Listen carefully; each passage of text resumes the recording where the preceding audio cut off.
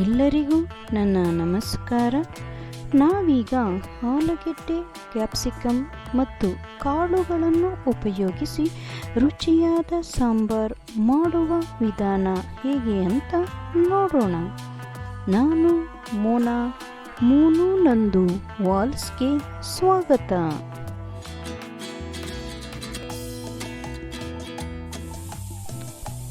ಅರ್ಧ ಕಪ್ ಅವರೆಕಾಳು, ಅರ್ಧ ಕಪ್ ತಗಣಿಕಾಳು ಎರಡನ್ನು ಹುರಿದುಕೊಂಡು ಇದನ್ನು ನೀರಿನಲ್ಲಿ 2 ರಿಂದ 3 ಬಾರಿ ಚೆನ್ನಾಗಿ ತೊಳೆದು ಕುಕ್ಕರ್ನಲ್ಲಿ 4 ರಿಂದ 5 ವಿಸಲ್ ಕೂಗಿಸಿಕೊಳ್ಳಿ. ಮಿಕ್ಸಿಯಲ್ಲಿ ಅರ್ಧ ಹೋಳು ತೆಂಗಿನಕಾಯಿ, 3 ಹೆಚ್ಚಿದ ಟೊಮೊಟೊ, 1 ಇಂಚು ಚಕ್ಕೆ, 5 ರಿಂದ 6 ಬೆಳ್ಳುಳ್ಳಿ ಎಸಳು, 1 ಸ್ಪೂನ್ ಸೋಂಪು ಹಾಕಿ ನುಣ್ಣಗೆ ರುಬ್ಬಿಕೊಳ್ಳಿ. ಸ್ಟವ್ ಆನ್ ಮಾಡಿ ಒಂದು ಕುಕ್ಕರನ್ನು ಇಡಿ. ಅದರಲ್ಲಿ 2 ರಿಂದ 3 ಸ್ಪೂನ್ ಎಣ್ಣೆಯನ್ನು ಹಾಕಿಕೊಳ್ಳಿ. ಇದರಲ್ಲಿ ಅರ್ಧ ಹೆಚ್ಚಿದ ಈರುಳ್ಳಿ ಹಾಕಿ ಫ್ರೈ ಮಾಡಿ. ಈರುಳ್ಳಿಯ ಹಸಿವಾಸನೆ ಹೋದ ನಂತರ 3 ಆಲೂಗೆಡ್ಡೆ, 3 ಕ್ಯಾಪ್ಸಿಕಮ್ ಅನ್ನು ಈ ರೀತಿ ಹೆಚ್ಚಿಕೊಂಡು ಹಾಕಿ.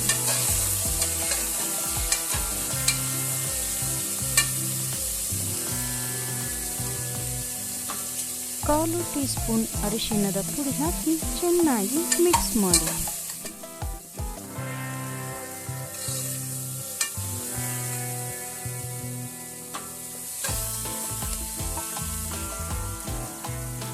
ರುಚಿಗೆ ತಕ್ಕಷ್ಟು ಉಪ್ಪನ್ನು ಸೇರಿಸಿ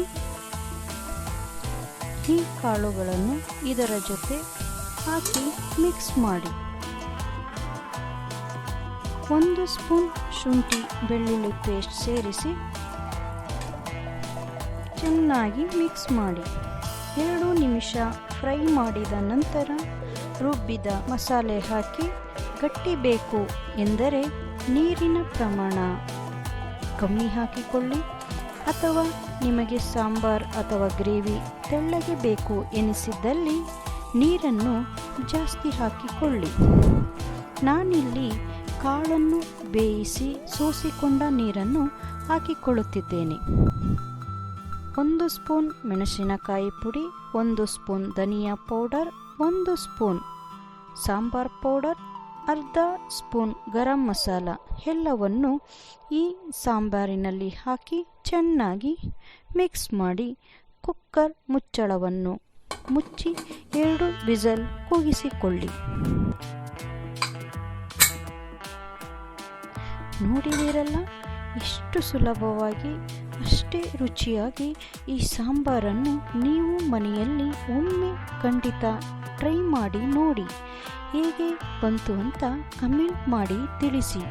ಈ ಸಾಂಬಾರ್ ದೋಸೆ, ಅನ್ನ, ಚಪಾತಿ, ರೊಟ್ಟಿ, ಮುದ್ದೆ ಎಲ್ಲದಕ್ಕೂ ಸಹ ಇದು ಚೆನ್ನಾಗಿ ಹೊಂದಿಕೊಳ್ಳುತ್ತೆ. ನನ್ನ ಮತ್ತಷ್ಟು ವಿಡಿಯೋಗಳಿಗಾಗಿ ನನ್ನ ಚಾನಲನ್ನು ಮರೆಯದೆ ಸಬ್ಸ್ಕ್ರೈಬ್ ಮಾಡಿ, ಲೈಕ್ ಮಾಡಿ, ಹಾಗೆ ನಿಮ್ಮ ಫ್ರೆಂಡ್ಸ್ ಆ್ಯಂಡ್ ರಿಲೇಟಿವ್ಸ್ಗಳ ಜೊತೆ ಶೇರ್ ಮಾಡಿಕೊಳ್ಳಿ. ಧನ್ಯವಾದಗಳು.